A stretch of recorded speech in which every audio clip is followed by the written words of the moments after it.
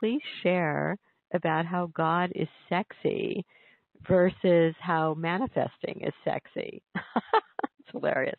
All right, let me try to briefly answer this one. I think that this all came up because I don't know if this is the woman who wrote this question initially, but somebody was writing about how they went onto, there was a particular website. I don't know whose it was, and it was sort of one of these, but a lot of these they're very interchangeable. It was like a website of like, get all your wishes, get everything you've ever wanted, and then it had a list and pictures and everything about like, here's all the things that'll happen to you if you come and take this course. And the woman, these are all the wishes that will come. This is all the stuff that will come. And so the woman had written something like, this is so sad. This is so enticing. How can I not want this?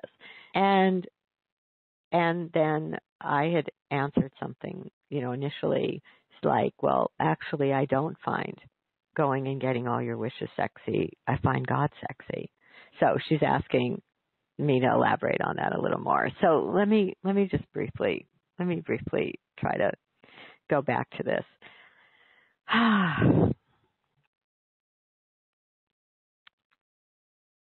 There's nothing wrong with having desires. I have desires. Everybody has desires.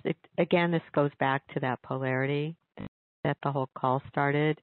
I think desires come from being animals that have desires. It's like this is the human animalistic part. The problem to me is if the focus become only on fulfilling the desires,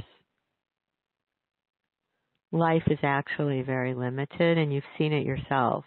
Because if your focus is only on manifesting the desires, manifesting doesn't always work. There are astrological cycles that create obstacles. There are lessons that the soul literally needs to learn about how to have to develop patience, how to deal with loss.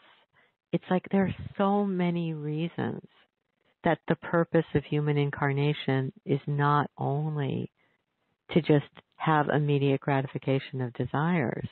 And so what I found, I just found it over the years of doing this work, that people whose major focus was how do I manifest desires, they were seldom finding, I guess there's a Sanskrit word, ironically that's my name, it's Santosha, which is the Sanskrit word meaning contentment.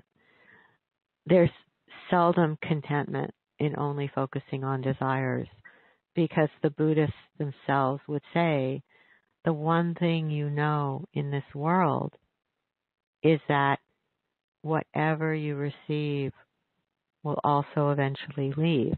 That doesn't mean it can't be enjoyable to come. They would also say the nature of desire is that one desire fulfilled, it's almost like you get it fulfilled and then the next thing comes. And the thing that has been fulfilled, it's easy to just start to take it for granted, because the nature of the egoic mind is simply to go to like, okay, I've got that now. I've got the partner now. I've got the home now. Now I want this. Now I want that. So the experience of actually resting in what you have already, that to me is where God starts to come in. And I do find it's a very erotic experience. I don't know any other way to talk about it. When you go into that state where you are enough, you can feel it right now. I mean, let's actually do this for a meditation, for this call right now. Go inside right now, connect to your breath. Put your focus at your heart. And have that experience at your heart where the divine is waiting for you. Like a beloved, like the deepest beloved you could ever have. That doesn't mean there can't also be a human beloved that God can bring who rocks your world 1,000 different ways, but it's also inside of you. And so you go inside and you feel that inner beloved waiting for you.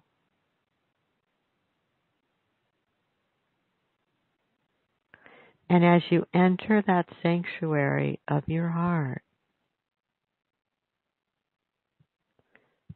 you're breathing and you're receiving the beloved. You're literally taking that Holy Spirit into your body.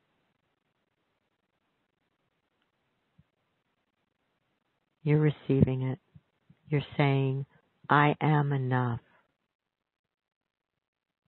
Right now, I am enough.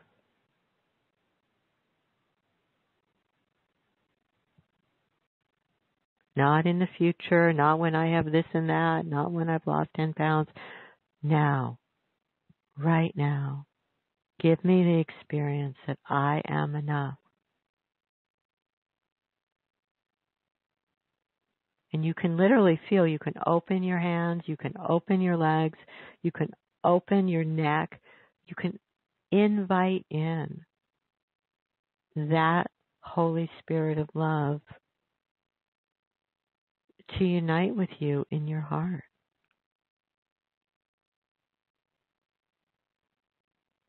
In the moment, right now.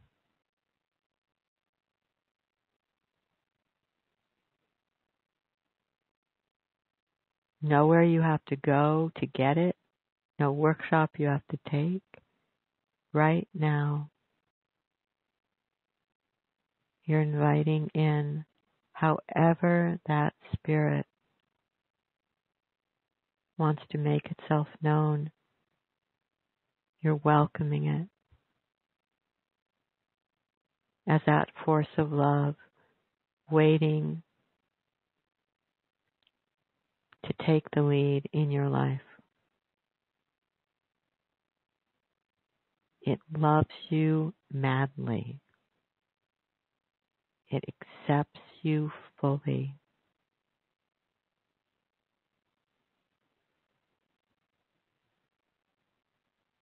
It wants you. It wants intimacy with you.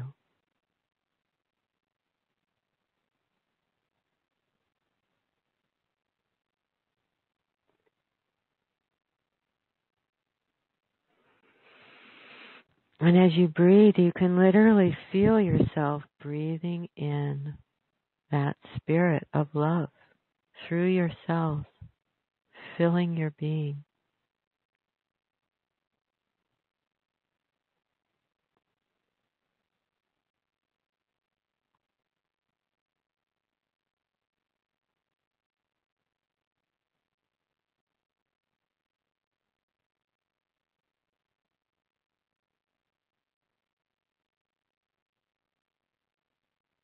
So you're not alone as just the egoic mind. There is this spirit of love inside, waiting to be invited into union.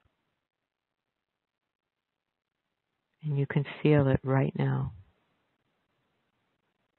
however you feel it. You are enough. You are good. You are deserving of that union. You are deserving of that love. Nothing in you needs to change. Nothing in you needs to alter. And everything you have right now is all you need this moment.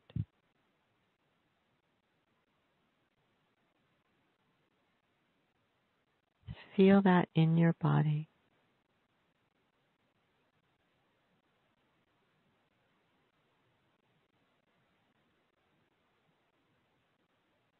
knowing you can return into this union whenever you wish it. It's waiting for you.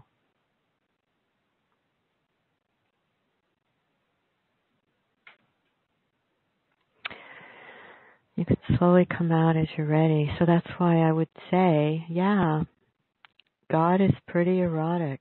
It's like that energy is there. We're just usually completely distracted on, I want this, I want that, I want this, I want that on the outside.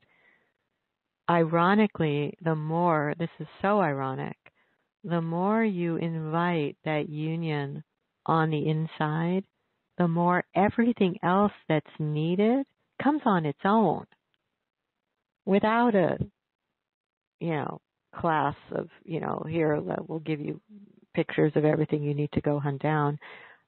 Everything comes on its own in a spontaneous way, in a spontaneous, organic way, the more you invite that union with the divine on the inside, asserting that you are enough, you are worthy right now, you are deserving right now.